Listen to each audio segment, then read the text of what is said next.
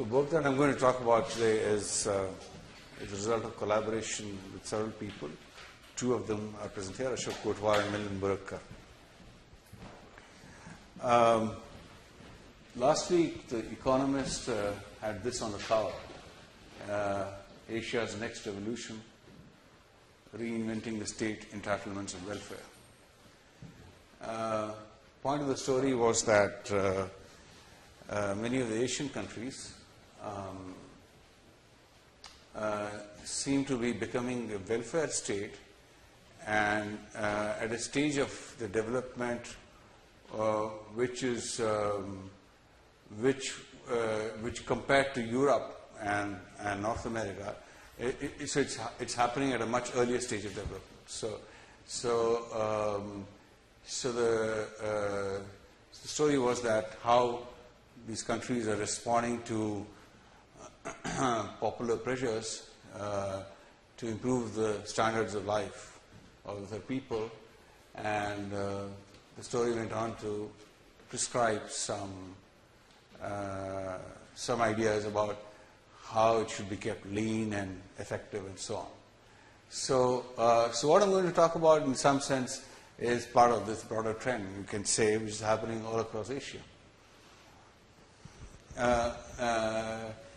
In India specifically, we are about to have a law that guarantees subsidized food to about 2/3 of its population. There has been a long lead up to this law that's going to happen, and so there's been a big debate around it, and which has been extremely contentious, and there have been many different points of view about its cost, coverage, and efficacy. And so in some sense, what I'm going to talk about today is give you some glimpse into why it is so highly contested, and what kind of reforms might actually offer the best prospects for a law like this.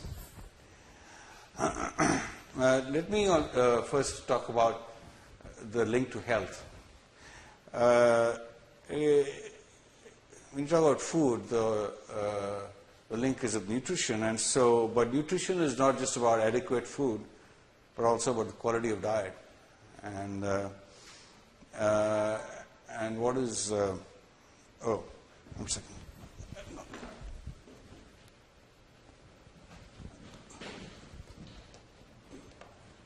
I have to find it.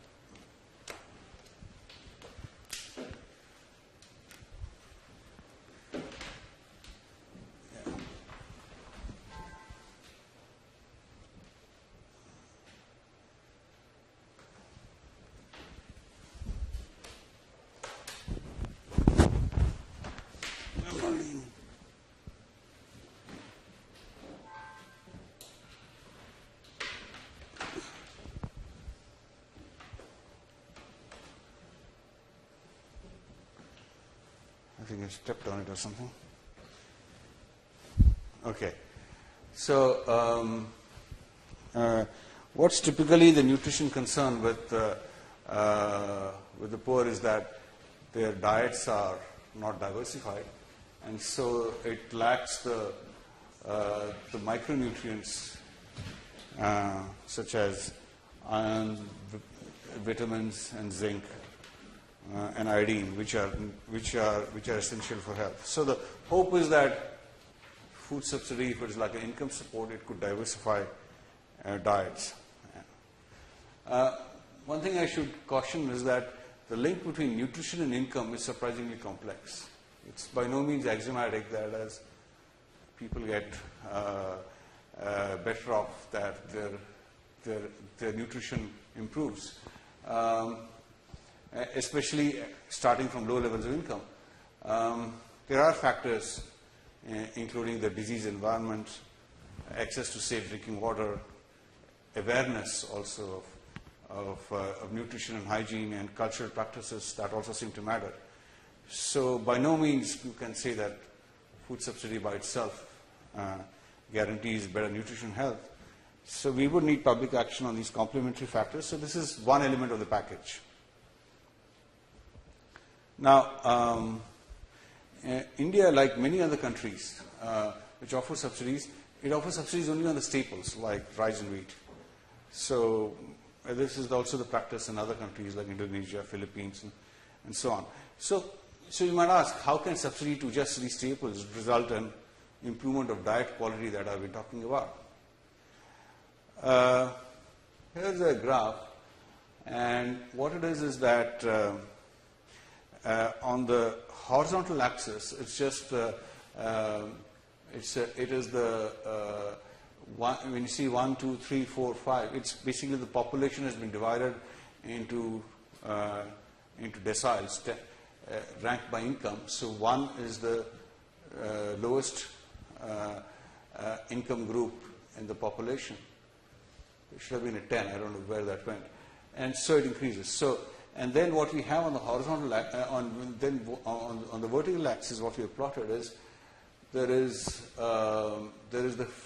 the flattish sort of line, which is the amount of wheat and rice which is consumed per capita, by the average amount that's consumed across these population groups. And the line that increases steeply is the average income in these population groups. So what you see is that there is a fair amount of income inequality. So the 9th decile is earning almost 8 times what the first decile earns. So both these quantities are, the initial level is 100, and then so it's just normalized to 100 and then goes up.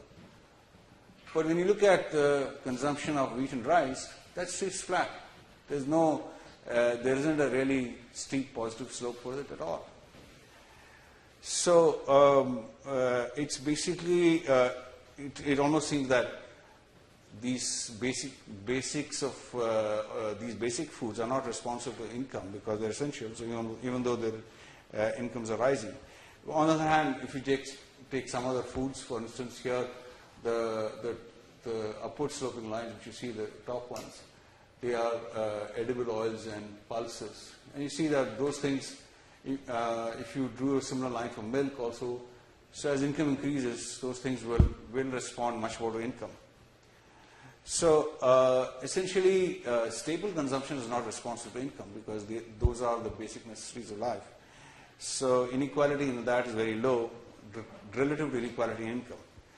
But inequality in non-staple food consumption would be much higher, whether it's milk or meat or fruits or vegetables and stuff like that. So essentially what this means is that higher income would lead to very small or negligible increases in the consumption of these staples, but a lot higher consumption of non-staple food. So now a food subsidy, as I'll just argue, is nothing but an income transfer. So if it's an income transfer, as incomes increase, it should also lead to diet diversification.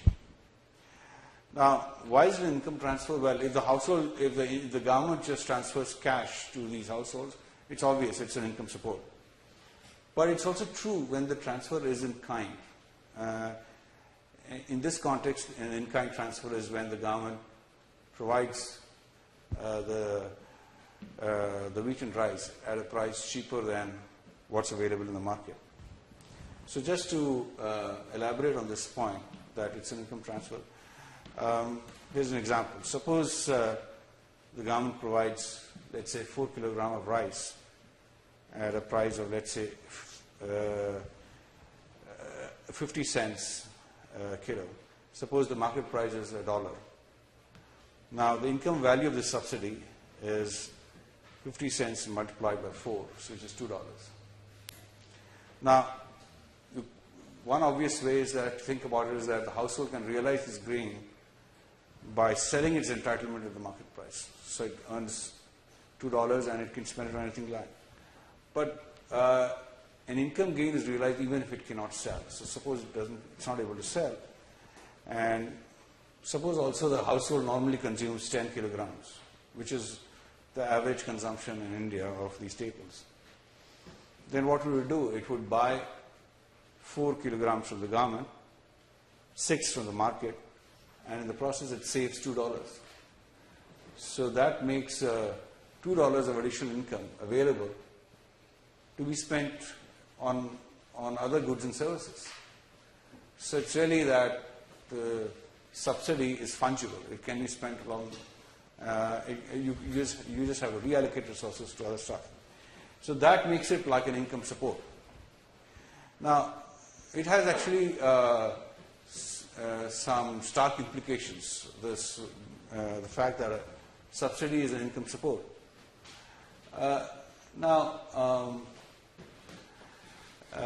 In the justification of in-kind transfers, one of the strongest arguments has been paternalism, that the subsidy is provided because we think these households are not consuming enough of some things, and we would like them to consume more of some such things, like whether it is eggs or whether it's milk or whatever it is. Now,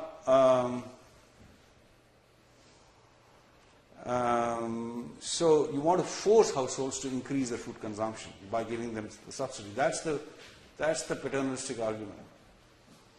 But if food subsidies are fungible, it's like giving them income, then households will spend it on whichever way they would like to. So, so in-kind subsidies will have an effect on food consumption, but not any different from what it would be like than handing out cash. So you could hand out cash, you can give them in kind. It should have pretty much similar effects. So if food subsidy is nothing but an income transfer, then the question is, what is the best means of achieving this? Should it be in kind or cash?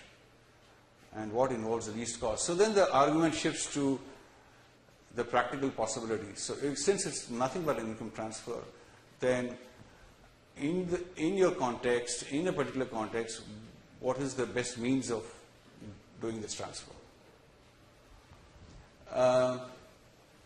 So given this kind of background, let's look at what the Indian food subsidy system is like. As I mentioned before, it offers subsidies on rice and wheat, and it's an in-kind transfer. The government buys grains from farmers, stores it, and then transports it to various consuming locations. And the grain is sold through a network, through a government retail network, which is called the public distribution system. And these grain sales occur at a fixed price, which is below the market price. Now, so this is the model, and you find similar models in Indonesia, Philippines. It used to be there in China as well, and in Bangladesh and some other countries. Government offers differential subsidy to the population is divided into 3 categories. There's a classification. Some people are classified as poorest of the poor. Others are classified as below the poverty line, and the remainder as above the poverty line. And what price is charged to them depends on what category a household is classified into. So the poorest of the poor receive the highest subsidy, and those who are above the poverty line receive the least subsidy. So this is a comparison of what the subsidy price and the market price was in 2009 and 10. Currently, at the present moment, the subsidy price is still the same as here, but the market prices are even higher. So you can see that in 2009, 2010, even those who are above the poverty line were receiving the subsidized grain at about half the market price. And today, the subsidy is even higher. And at this price, a household is entitled to about 35 kilograms of grain, which is amounts to about 60%. This is 35 kilograms of grain, so it amounts to about 60% of their consumption. And for a 5-member household that's around the poverty line, the value of this food subsidy can be around about 10% of their income. So it can be quite sizable. So this is the maximum potential, but as I shall show you now, it may not be realized. So who gets the subsidy? So as I said, the population is divided into those categories. So now it happens that when you look at the people, the beneficiaries who are been classified, when you look at the beneficiaries, you find that many of them are not poor according to the official poverty line. So about 70% of that of the beneficiaries are not officially poor. By officially, I mean according to the official poverty line. So that means that these are 70% who are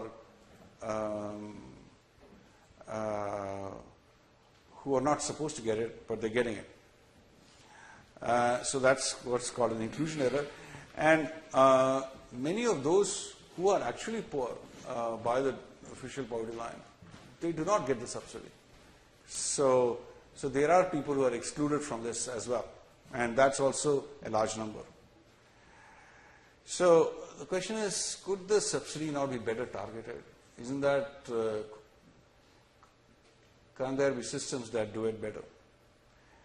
Well, maybe you could improve on it a little, but the problem of targeting is genuine. It is difficult.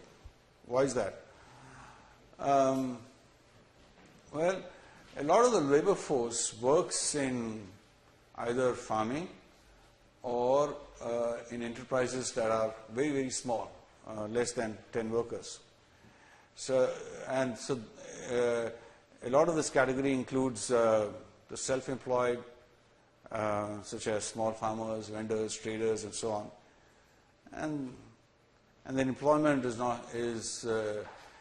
characterized by the absence of pay slips, tax records. There are no accounts. There are no formal contracts either. So means testing, as would be practiced in developed countries for giving out welfare, is impossible. The best thing that you can do is that you can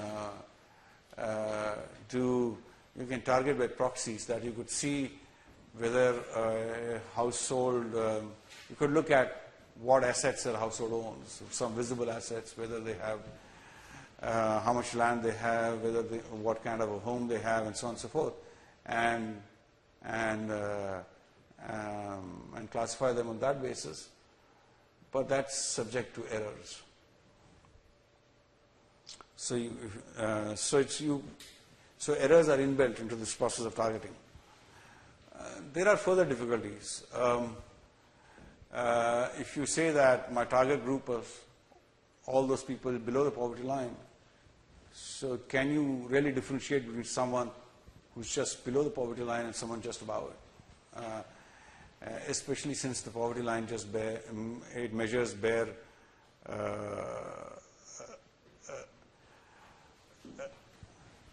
subsistence. Now, which raises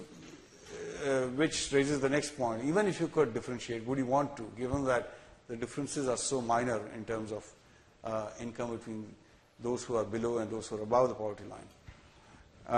To see the difficulty, in 2004-2005, the proportion of population below poverty line was about 27-28%, but the proportion of population below twice the poverty line was 78%.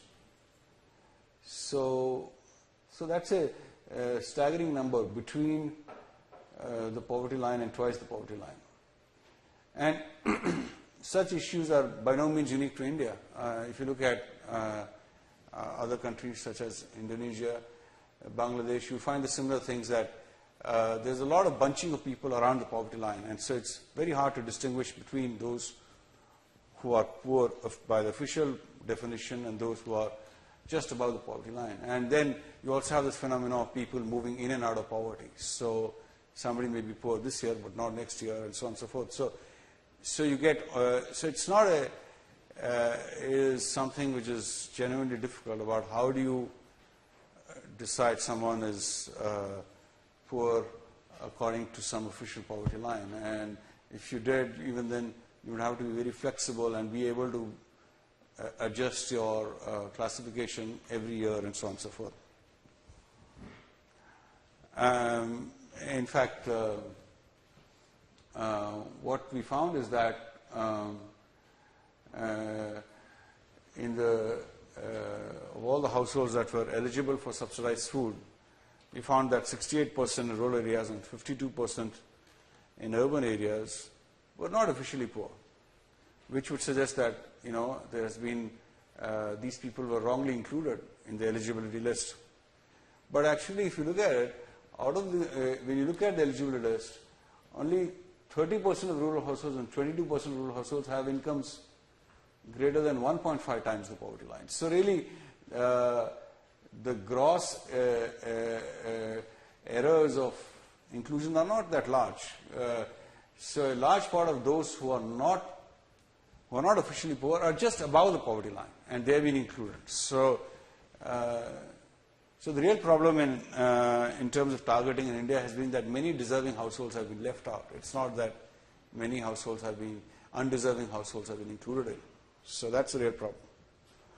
So the way forward has to be that you increase access. So you have to make it more universal.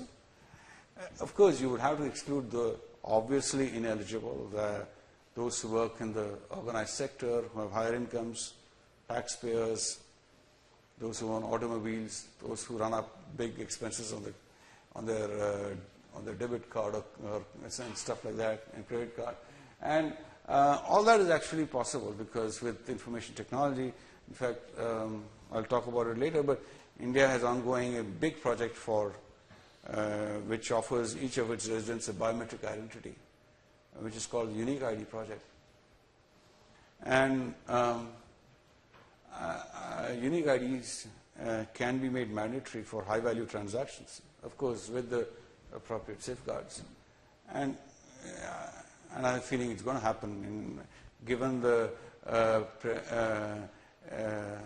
that income tax records in India are so poor. So this may be one way in which you want to track potential taxpayers. And so this can be used for excluding the obviously well-off too. Now, the second issue is about the provision of subsidy. This is related to this question that I raised earlier, that if the food subsidy is nothing but an income transfer, then you have to think about what's the best way of providing that subsidy. Now, as you saw earlier, the gap between the market price and the subsidy price is considerable. In 2009-2010, the subsidy price was about half the market price, which means that if you could get the subsidized grain, and if you could just sell it in the market, you could make a sizable profit. Of course, it is illegal, but the gap itself provides you incentives to do it, and so if enforcement is lax, then you could get away with it and make a lot of money. And in 2004-2005, we have evidence to show that 55% of supplies were leaked away in this manner to profit from this kind of arbitrage, illegal as it is. In 2009-2010, the extent of fraud was 41%. 41% of these supplies were leaked away. So some calculations we did for 2004-2005 looked at how much of the subsidy actually reaches households, and we found that 19 plus 10, so that's 29% reaches the household, and of which the income transfer to the poor is only 10%. The remainder goes towards these, the fact that 43% was leaked away, and 28% was accounted by the fact that this was done, the subsidies provided through state agencies which have higher costs. Now, this brings the issue of governance, and government has inspectors to monitor and police the distribution chains. There's a big department which is supposed to do it. And on paper, we also have mechanisms to co-opt the local community for oversight of these of the public distribution system. And there are also some mechanisms where you can lodge complaints and so on and so forth, although they are not transparent at all. So we have all this, but clearly it's not working, and the massive rents that are generated in this in the provision of subsidy, they are a source of political patronage. So, which means that there is now a lot of incentive to keep the system as it is. Now, so all these issues are very well understood by the bureaucrats and other people who manage it, yet so very few states have managed to lower fraud and corruption. There have been a couple of states which have done it, using some information technology to track shipments of grain, where the trucks are, to track how much is grains there and go down. So it's in a very elaborate policing system, and there is a big question mark whether that experience is still is replicable across Indian states. If we have such problems with in-kind transfers, why not consider an alternative that's immune to arbitrage between the government distribution and the market? Cash transfers and variants such as food stamps, they are an obvious alternative, where the consumer receives the subsidy directly from the government, and then they spend it on buying food at any retail outlet. Now, there is a lot to be said for direct transfers. Because there is no incentive, there is no gap now between market price and subsidized price. It eliminates this incentive for diversions. So it's diversions you can think about. It's just a form of bootlegging, really. It also would reduce. So there are no state agencies involved. So there's no issue of higher costs of these state agencies.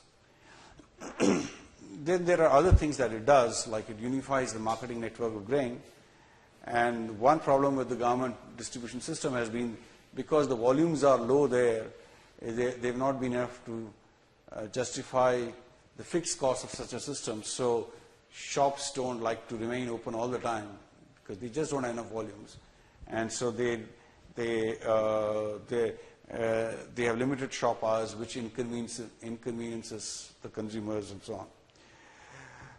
It also removes some other distortions of food policy, because you're subsidizing some grains, but not all of them. Like you have these millets, which are very nutritious and which are an important part of the diet in some states, especially the poor. But because they are not subsidized, consumption is shifted away from them to these subsidized goods. But if you have a policy like this, that kind of discrimination will end. There is, however, been huge opposition to this idea of cash transfers. And the strongest opposition has come from civil society organizations. Why it's important is because it were these organizations that played a very prominent role in the advocacy of the right to food, to make subsidized food a legal entitlement. I have a quote here from one of the main players in this civil society organizations. They said the idea of cash transfers is ill-conceived, fraught with grave risks. It's a solution that is worse than the problem it seeks to address. So they have been the most articulate source of opposition to this idea. But there are other sources of oppositions. Even within the government, the view on this is quite divided. There are some people who press for cash transfers, others are not so sure. And some state governments have also been lukewarm to the idea. So what are the possible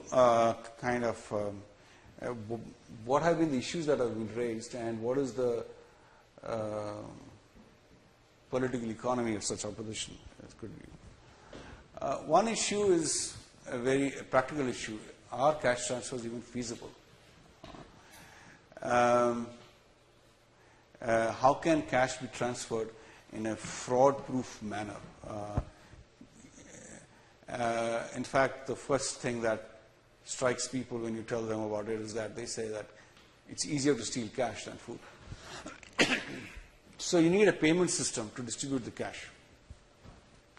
And you need a system to authenticate whether the transaction that has happened with the intended beneficiary. And now, it's not that India has no experience with cash payments. There are welfare programs such as old age pensions, and there is also the public works program where households receive cash. And there, the cash has been dispersed through post offices, and that has been found to be vulnerable to both delay in cash payments as well as loss in terms of somebody taking a cut of the payments. The other alternative, which has been more promising, has been direct transfer to bank accounts.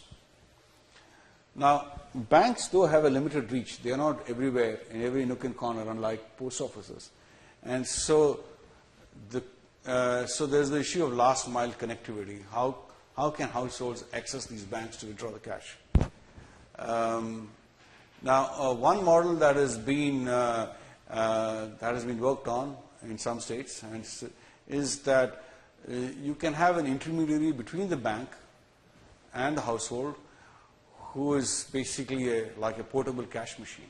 So they go to the village once a week so that the villagers can withdraw the money.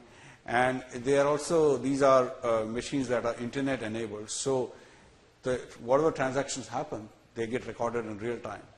They, in fact, so they also have audio, so the machine tells you how much balance is there, how much has been taken out, how much has been put in, so on and so forth. And such internet connectivity is provided by your normal cell phone networks, your mobile phones. So it's something that is feasible in many places. In many other countries, for instance, in the Philippines, I understood recently that it's cash, like where the government does cash payments, they often use the mobile phone network directly, that the cash is transferred through these text messages on phones, where the phones get recharged with cash and then you go and redeem it at a retail outlet.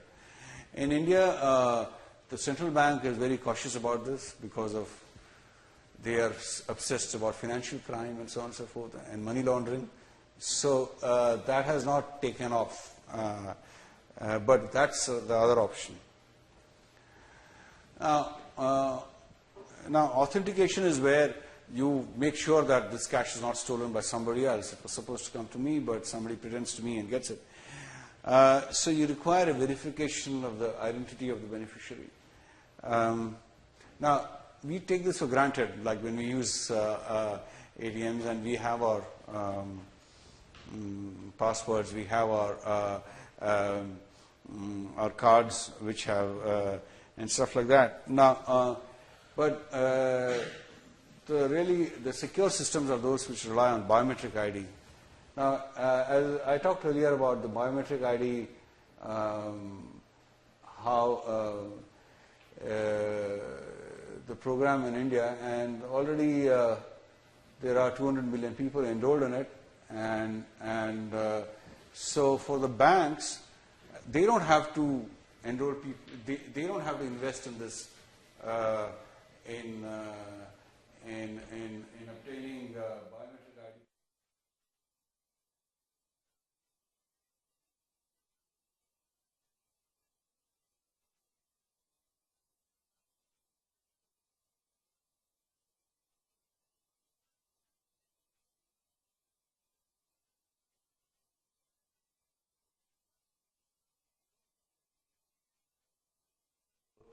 And to what extent it's practical and so on and so forth, we have to wait and see. But this is another approach by which, or another approach which is being tried out. So we have to see what happens to it. This is the other argument against cash transfers. I talked about it earlier, paternalism. The argument is cash will be dissipated away. especially if you give it to men, they will use it for alcohol and cigarettes and such stuff. Point is that anyway, this can happen whether you give it in cash or in kind. Because as you said, in-kind transfers are also income supports. In many welfare programs, women are often the designated beneficiaries. And you could do the same thing for cash transfers also. In fact, whatever evidence there is on how people spend when you give them cash in welfare programs, it shows that it is spent on the goods that you would expect them to spend, like food or medicines and so on, and such things. And so so just to reiterate the point that was made earlier, if in-kind transfers are fungible, how can paternalistic goals be achieved anyway? So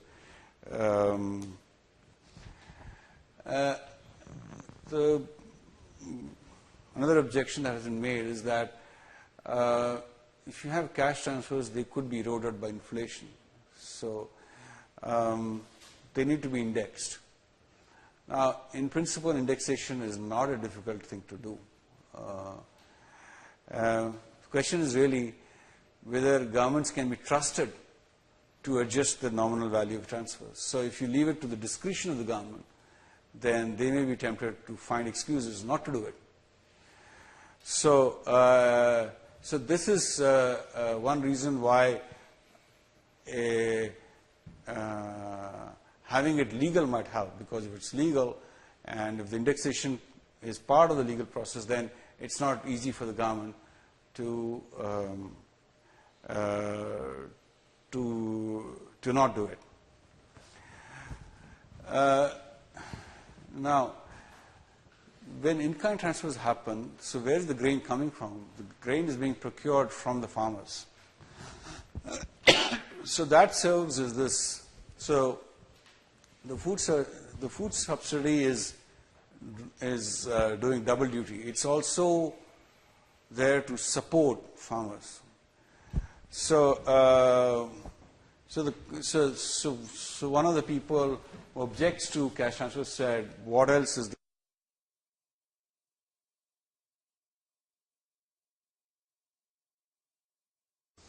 And so you have in India some states which are surplus in grain, and they would certainly object to it if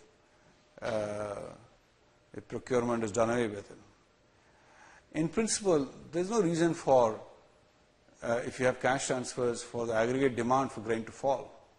So it's that cannot be a reason why farmers would lose from switching to cash transfers. The reason is because of, but farmers might lose, but because of the way food policy is managed in India, what happens currently is that the government carries a lot of stocks, and which supports high support prices. And high support prices can occur intentionally when farmers lobby it, and so the government has to carry high stocks. And it can also happen in a manner of speaking unintentionally, because sometimes the government, it miscalculates what prices it should offer to obtain the supplies for the distribution of grain. Then there is the issue of local politics. At the state level, the government distribution system generates large rents. So it is a patronage system, and so cutting across party lines very often, state legislators are opposed to reform. Was it a month ago or 2 months ago, Ashok and I were, and Milind, we were in a village in Maharashtra for some other project, and as we took a walk around the village, we found this a shiny 3-story house. So we asked, who does this belong to? Because it stood out from everything else. He said, this is the PDS dealer. He's the fellow who sells the government grain. So it was a visible reminder to us about how the system works. And And so there is a lot, some people can lose a lot if there are reforms. So what could be possible reform options is that given the political economy, where I think if there's a centralized formula that dictates to individual states that states must switch to cash transfers, I think that would not have any, there will not be any likelihood of such a proposal being accepted. There are greater chances for policies that allow incremental change. So one kind of incremental change is to allow options to individual states. Well, you can continue with what you have, or if you wish, you can switch to one where you give direct cash transfers to households. And if you did that, that would dilute the opposition from the farm surplus states. There's still the problem of the local interests which have to be confronted with, but it gives the opportunity to enterprising politicians in those individual states to undertake reforms to confront the Western interests and create a constituency for themselves as supporters of an effective food subsidy. And in fact, in our history of food policy, many of the successful reforms have come from the state-level politicians rather than from initiatives of the central government. So where they have seen that here's a chance for me to create a constituency for myself and to mobilize people around an issue, then things are moved. Now, let me return to the last thing that I earlier talked about, the civil society organizations, and they have been untiring advocates of the right to food, and so a lot of so when this law is passed, there will be a lot of credit will be due to them. But they are the ones who have been steadfastly opposed to cash transfers. And to understand their position, one has to factor in ideology as well. These organizations are very skeptical about the market. Is the market the way to go? For them, the answer is no. Because for them, cash transfers represents a retreat of the state from its responsibilities. And so they fear that this is just the beginning of the end. And they argue that things like electronic transfers of cash and biometric ID are technocratic fixes. What for them the step forward is to organize local communities which would be empowered to monitor, to make complaints where necessary, and to press for effective action. And they would be empowered if there is a legal guarantee for this food, so that they can then approach the courts for action if there is a problem. So it's really for them, it's what is the way forward is a vigilant and alert local community which is empowered by law and a judicial system.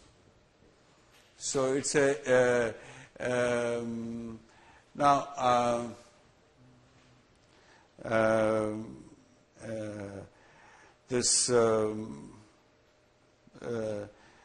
idea that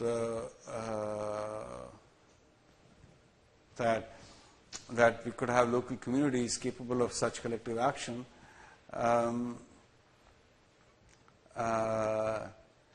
it's not clear to us that it's something that is practical everywhere in the country.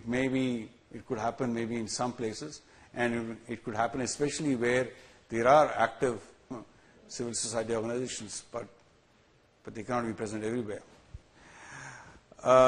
So let me make some concluding remarks So, what it seems to us is that near universal coverage offers the best chance to include the poor.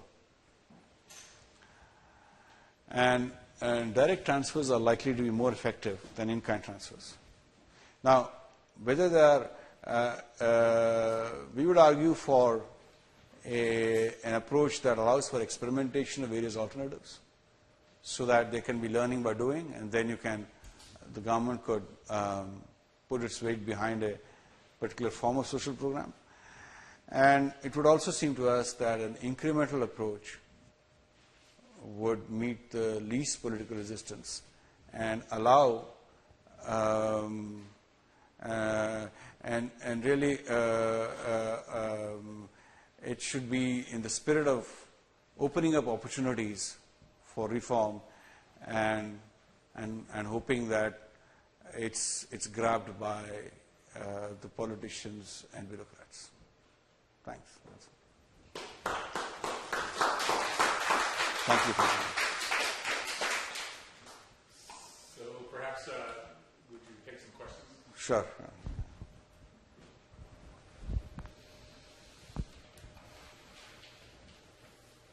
Yeah. So when suppose this cash transfer scheme is implemented, what does that? So what about the food procurement system? What is your what would you like to happen to that? So I think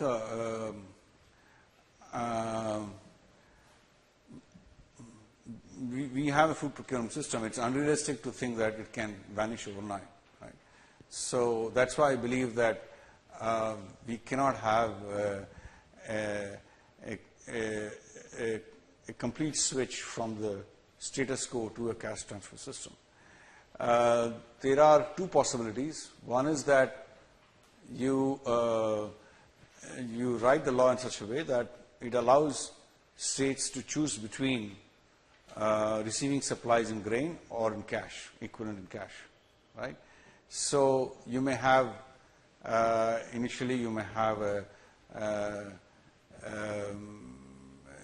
state like Bihar which wants cash transfer. They may go that way, or you will have a few states doing it, not all of the states. So the procurement system will still stay, and once people see that it's a system that is because what they fear is that the demand for grain will collapse, and some say, but there is no reason for that to happen. So once they see that their fears are that their fears were false, it would undermine the procurement lobby. Second is that another option is that this right to food is proposing a big expansion of entitlements, okay, in terms of the number of people who are covered by it. So that requires expanding the procurement system. So, like 10 years ago, we were procuring only 30 million tons. Today, we are procuring 50 million tons. Now,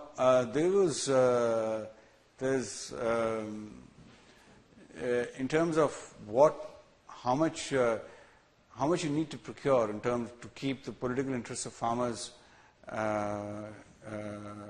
to satisfy that, no one knows what's the number, right?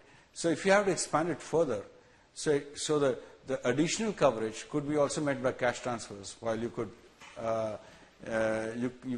you could keep the procurement system at the current level, but any additional coverage that you want to do, you could do it through cash transfer also. So what I'm thinking is that of an incremental change, and if it works, if it's successful, then there would be less reason to oppose. So then, maybe then procurement can even dwindle to a minimum, just necessary for holding stocks for an emergency and so on and so forth. If you have suppose people have a subsidy card or something, which they can swipe and buy grain from any shop. In that case, you will need the government procurement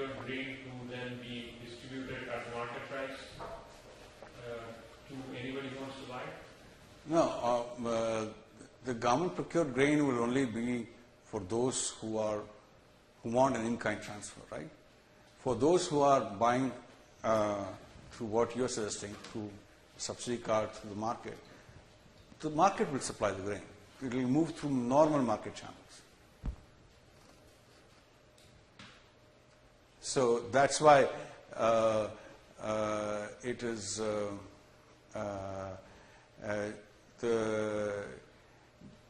the government need not meet that demand. That's the whole idea. And there is no chance that the supply of government procured grain will be much higher than what would be demanded by people after the market takes care of some of the demand? Well, it really is.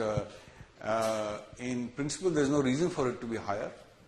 But if the system is not managed well, yeah, it could be higher.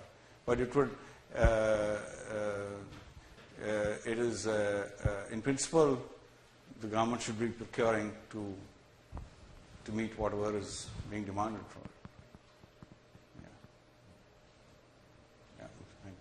With social status being important in India, especially in South Asia, is there any fear that if you universalize this free transfer program, that some families will fear it because of the social stigma to being, I'm that poor that I require this, and it'll hurt arranged marriages and other impoverished people will not want to be seen as needing the equivalent Indian food stamp, so they'll run away from the system despite needing it?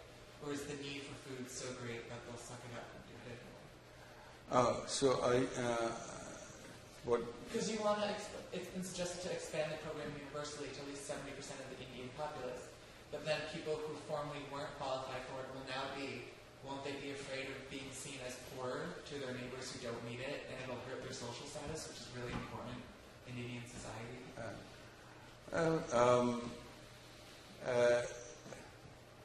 I really don't know whether there is any stigma attached to this at all, actually. It's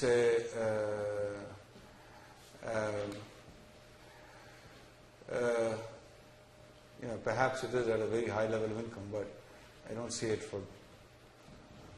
In fact, if you universalize it, stigma is less, right? If a bigger group of society could get in this thing.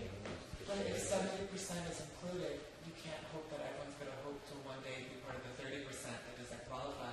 Especially when stratification in Indian society is a big deal in its history. But the history of this is, it's just recent that now it's so targeted for a long time, In fact, I seem to remember that when we met and talked about this in Delhi, that the stigma question was seen as a major disincentive for those who don't need the service to take the service. So one of the questions of the universal eligibility is, are you making people eligible who really don't need the service, and therefore that involves some extra costs and so on. And I recall some of the conversation was that very stigmatization that you mentioned is a very powerful disincentive for those who don't actually need the system to participate in it, and it will sort of naturally work itself out, which I thought was a very elegant way to think about the problem. See, I don't know if it's stigma or just the hassle of standing in the line. Yeah, well, You notice this huge gap between the, put air quotes around this market price and these subsidized price. If you could wave your wand and it was all cash transfers overnight, would you suspect the market price to come down substantially, or what would be your best guess? Because it's such a huge gap today. Yeah, that's a really good question.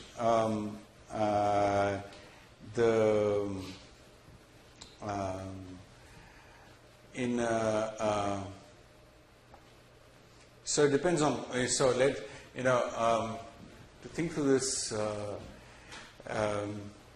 Suppose if you just move to a cash transfer system, right? So what happens?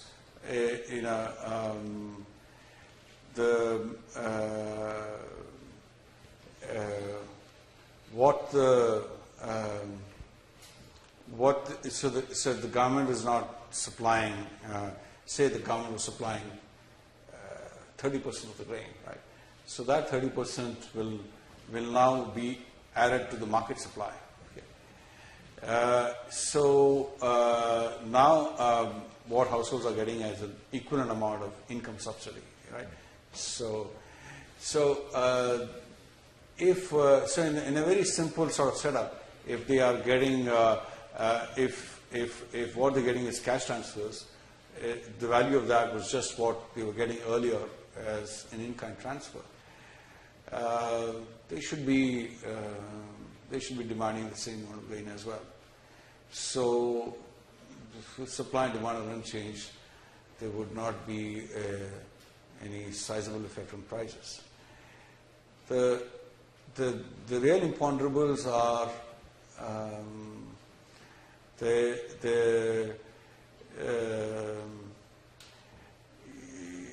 is that it may that there is a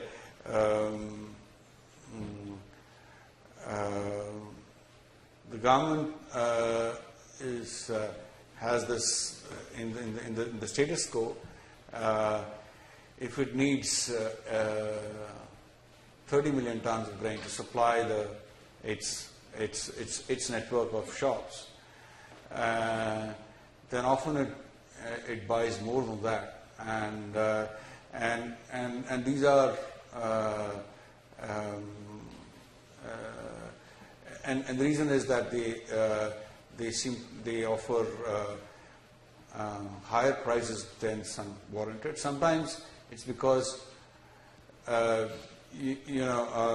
they need 30 million tons and they wish to offer a certain price, but they are not absolutely sure how much farmers would sell to them. They may think world prices are rising, that the previous crop failed, so they are not sure what's in the farmer's mind, but they have to offer a fixed price. So and some of these states where these farmers are located, they may also bargain with the government, saying that you must offer a high price because farmers have other options. They could hold on to the grain and sell it later, and the world price is rising. So there is a bit of so the price is politically determined, and so there could be miscalculation. In their anxiety to keep the public distribution system going, they may end up offering a price higher than what is necessary, and when the price is high, then so the farmers, they end up selling a lot to them. So this kind of where in the status quo, this price that is offered to them is the product of both political calculations as well as some administrative decisions. So that influence will not be there, and my expectation is that means that the prices will be lower, but I cannot be 100% sure.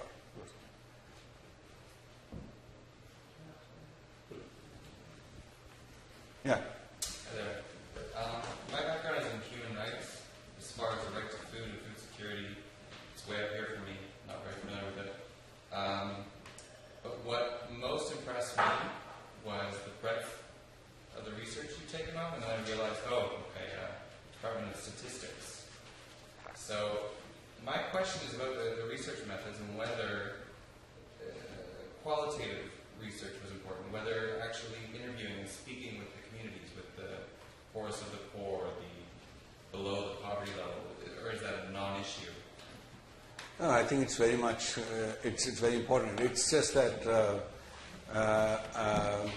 I'm an economist, and there are people who do that. Millions does that a lot.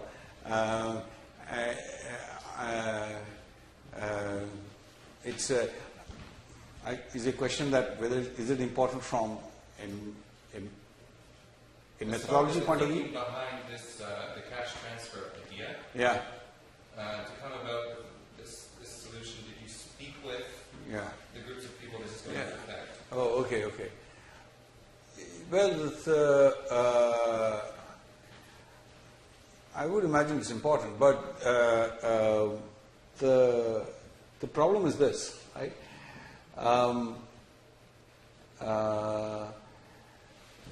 You have to be, when you're asking people for what they think about this, right?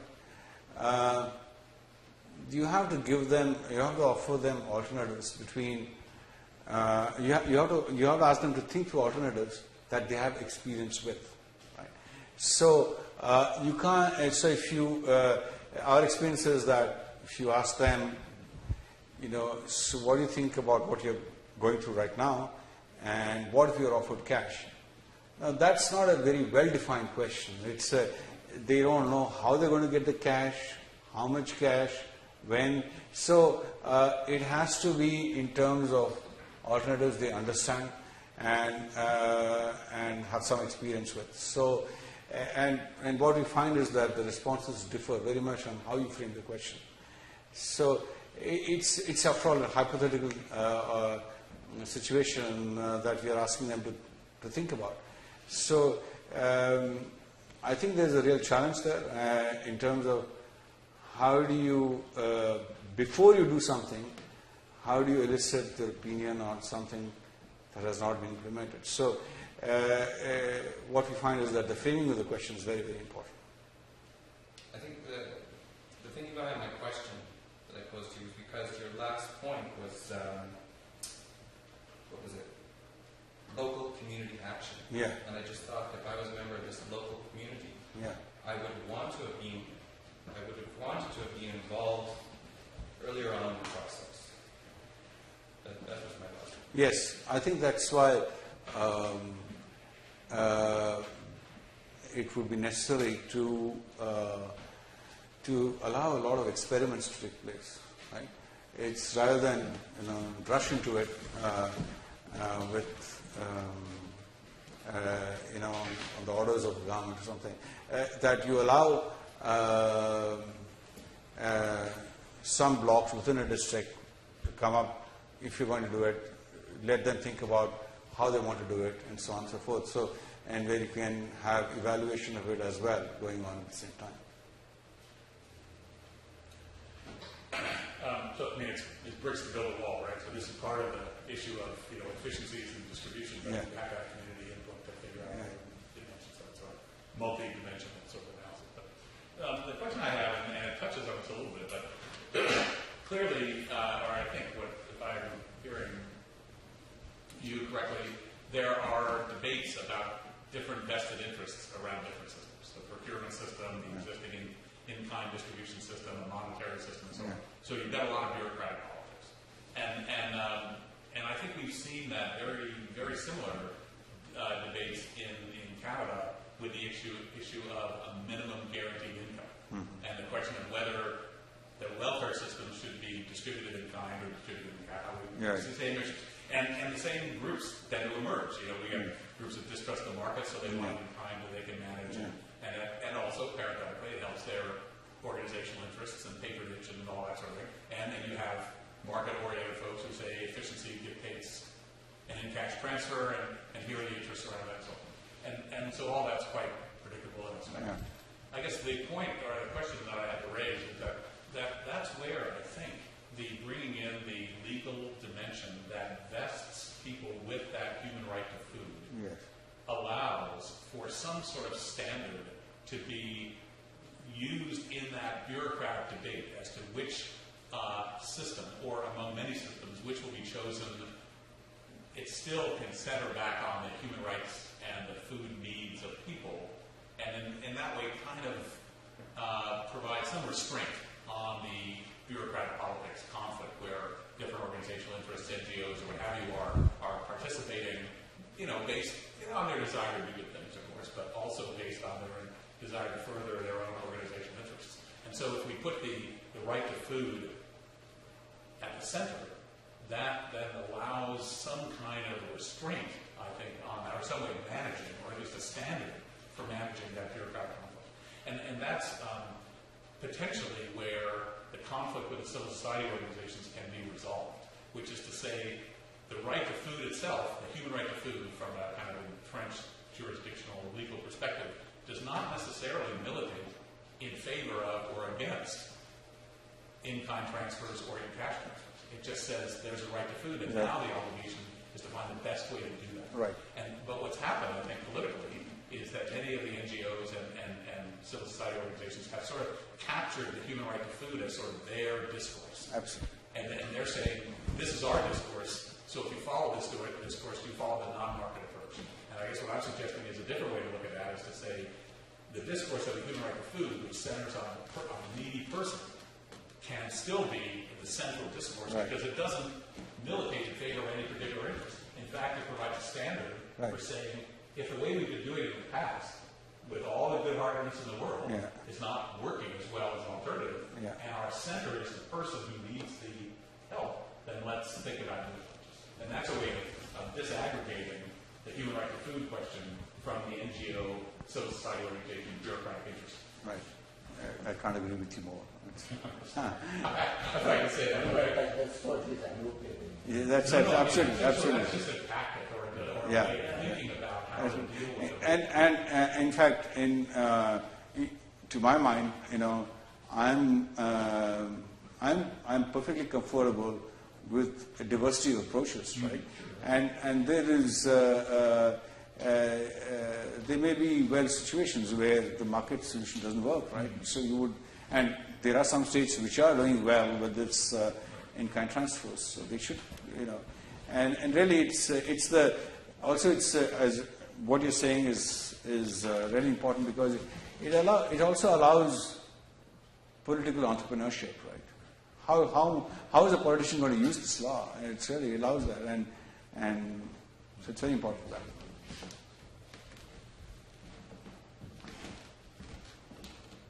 Okay, well, if there are a number of questions, I would just like to ask you to join me again in thanking our distinguished guest, Professor Bharat.